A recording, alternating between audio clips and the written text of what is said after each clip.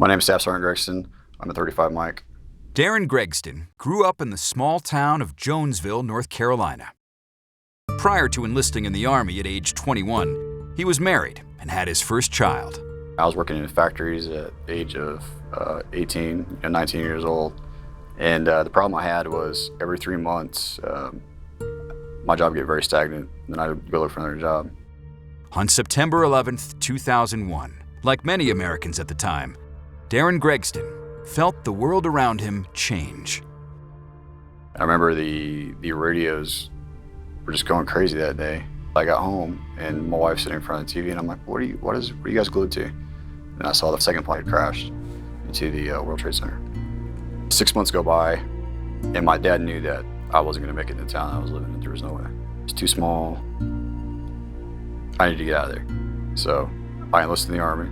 Sergeant Gregston began his Army career in 2002, and after several deployments as an 11 Bravo, he was deployed to Afghanistan in 2007. After working with an intel team, he decided he wanted to change his MOS. There's a team of 35 Mikes, and I got to talking to these guys, and after seeing what they were capable of doing, I was like, I gotta do this. I absolutely 100% gotta do this. When his enlistment came up, Corporal Gregston decided to re-enlist as a 35 Mike HUMINT soldier.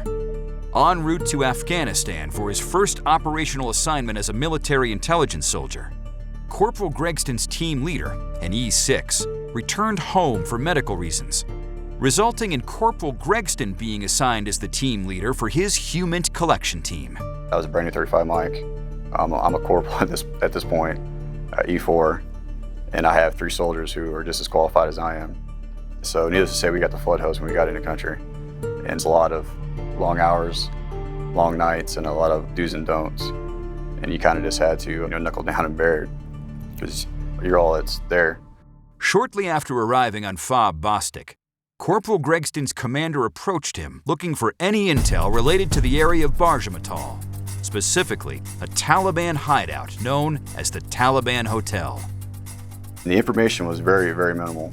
I think it was like 2 sentences long is what it ended up being. And it was about this particular hotel, which they refer to as the Taliban Hotel, up near a place called Barjamatal. At the time, I didn't know Barjamatal, what the importance of Barjamatal was, or why it was even important at all. So I sent the report, and he calls me back and says, hey, they're launching an airstrike. I said, over the report? And he said, yes. And I said, okay, wow. So this goes on for probably about an hour.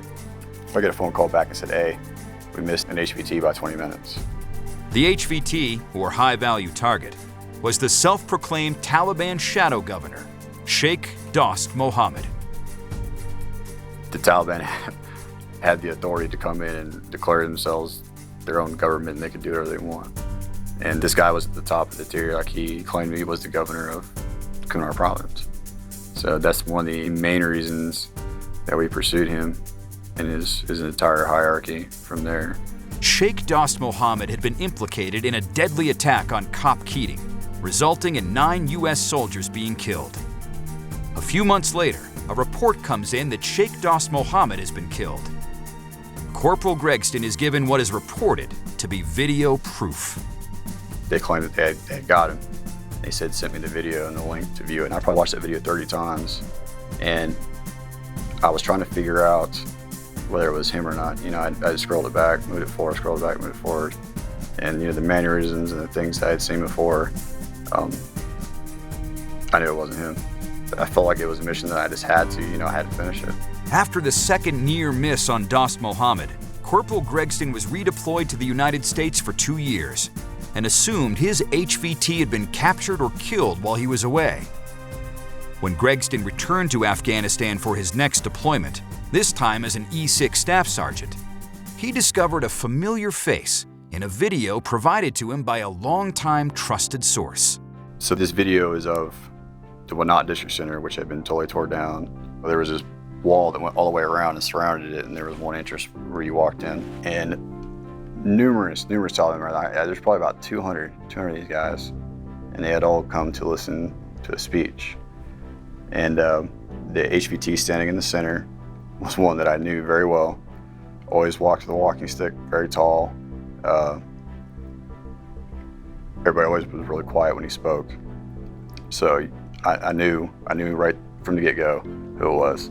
It was the HVT I had been tracking a couple years prior. Through the combined efforts initiated by Sergeant Gregston's team, along with continued work of other intel teams, Sergeant Gregston learns about a successful airstrike, which confirms the demise of Dost Mohammed. The satisfaction I felt at that point to know how it ended is, I think, is a great accomplishment for any human. When the U.S. sets their sights on someone, we not always get them right away, but eventually, we're going to catch up with you. And in the end, we're going to get what we want. Staff Sergeant Gregston's contributions demonstrate the impact every MI soldier can have in support of Army operations.